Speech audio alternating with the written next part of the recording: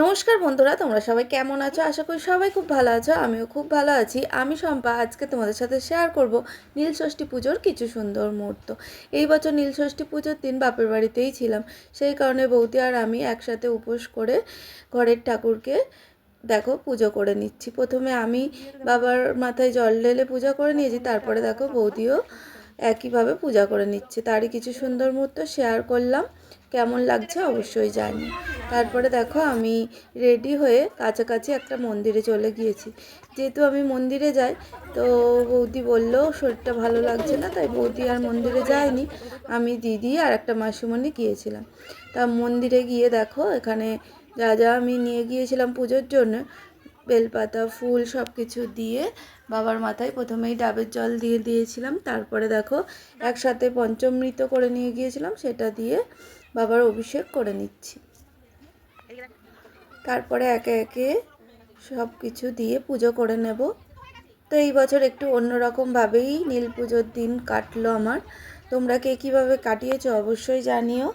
আর এই বছর জানোই তো, আমার ভাইয়ের কালী পুজো উপলক্ষে আমি আগে থেকেই বাপের বাড়ি এসেছিলাম, সেই কারণে আর নীলষষ্ঠীর দিন বাড়ি ফেরা হয়নি, কারণ নীলষষ্ঠীর পরের দিনই চড়ক মেলা ছিল। প্রত্যেক বছরই এই মেলার দিন আমি আসি এই বাপের বাড়ি, আর এই বছর আগে থেকেই এসেছিলাম। তো এইদিকে দেখো বাবার পুজো প্রায় শেষের দিকে। তো দেখো বাবার জন্য যে ফল নিয়ে এসেছিলাম সব কিছু বাবার সামনে দিয়ে দিলাম, অর্পণ করলাম। তো এইভাবেই আমি পূজা দিয়ে থাকি।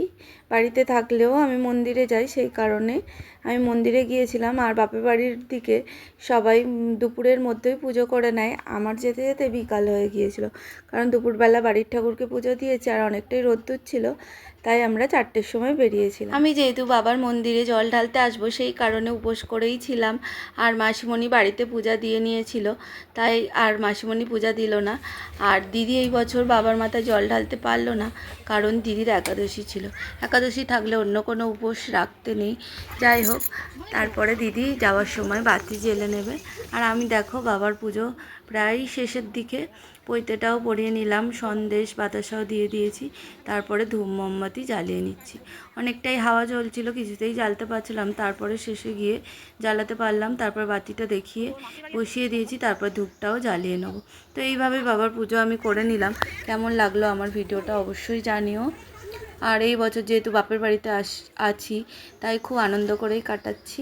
বাড়িতে তো একা একাই এইভাবে পূজা করি, একা একা মন্দিরে যাই। এইবারে একসাথে দিদি, আমি, মাসিমণি মন্দিরে এসেছি, বেশ ভালো লাগছে। তারপরে দেখো দিদিও বাতিটা দেখিয়ে নিচ্ছে। তো এখান থেকে আমরা আরেকটা মন্দিরেও যাব, তো সেখানে একটু ঘুরতে নিয়ে যাব মাসিমণিকে। আমরা তো বাপের বাড়ি এসে সব জায়গায় ঘুরি, তবে মাসিমণি অনেক দিন পর এখানে এলো, সেই কারণে মাসিমণিকে ঘোরাতে নিয়ে যাব। তো কেমন লাগলো আমার ভিডিওটা অবশ্যই জানিও। আর বাবাকে দেখো কত সুন্দর লাগছে।